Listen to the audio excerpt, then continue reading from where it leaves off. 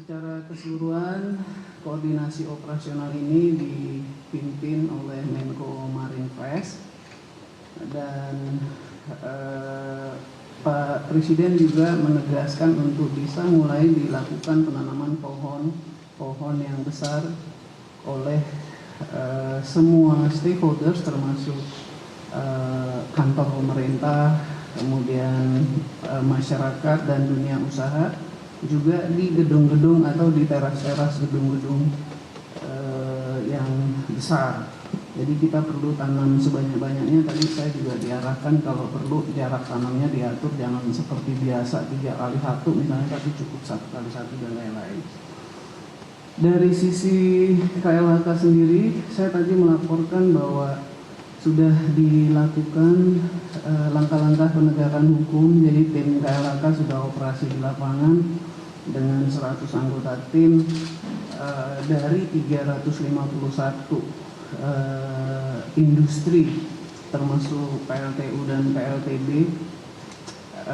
Sebagai sumber pencemar, kami telah melakukan identifikasi sebanyak kira-kira 161 yang akan kita periksa di 6 titik lokasi yang dekat dengan pengamatan oleh pengamatan peralatan yang ada di kementerian. Jadi misalnya yang selalu konsisten tidak sehat seperti di Sumur Batu dan Bantar Gebang itu kira-kira ada 120 unit usaha. Kemudian di sekitar Lubang Buaya ada 10, di Tangerang ada 7, kemudian di Tangerang Selatan ada 15 entitas, di Bogor ada 10. Yang sudah dilakukan kemarin sampai dengan tanggal 24 dan sudah dikenakan sanksi administratif yaitu 11 entitas.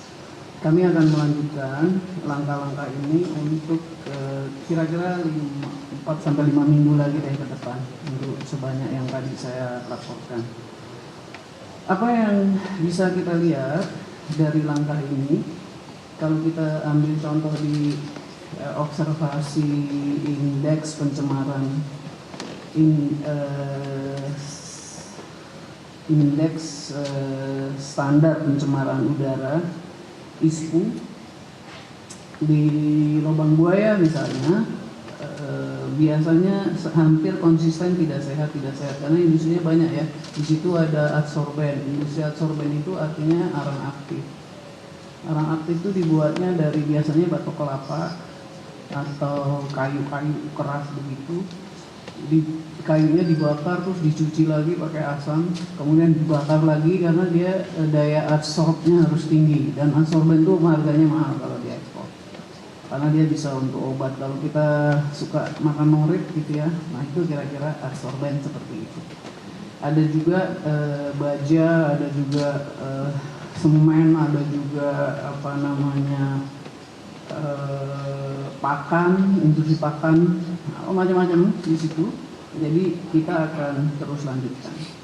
Kawan-kawan, soal teknik modifikasi cuaca, kemarin kawan-kawan sudah mengikuti waktu tanggal 27 hujan. KLHK mengikuti sejak dari mulai hujan kan di Bogor kira-kira jam 5:33 ya.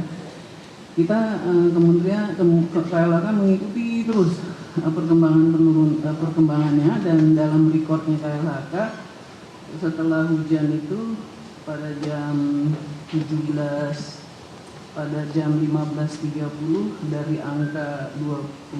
angka ISPU 97 untuk PM 2,5 itu pada jam 18.30 angkanya drop menjadi 29.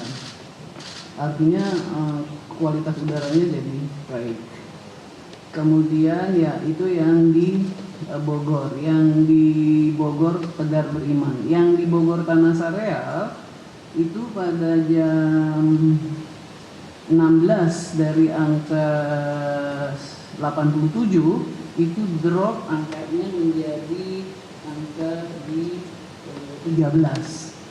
Jadi artinya memang seperti saya pernah bilang bahwa kalau pencemaran udara itu naik ke udara lalu berputar-putar di situ aja kan jadi susah, tapi ketika dia tercuci memang jadi baik. Tapi memang ada persoalan ketika TMC itu harus menunggu awan. Oleh karena itu diambil, kemarin dilakukan uji coba di Pertamina, di gedung Pertamina yang di depan Istiqlal, dan di gedung-gedung di GBK, pekerjaannya Pemda DKI, BRIN, dan BMKG, KLHK juga mengikuti perkembangannya. Itu ada yang namanya teknik modifikasi cuaca mikro.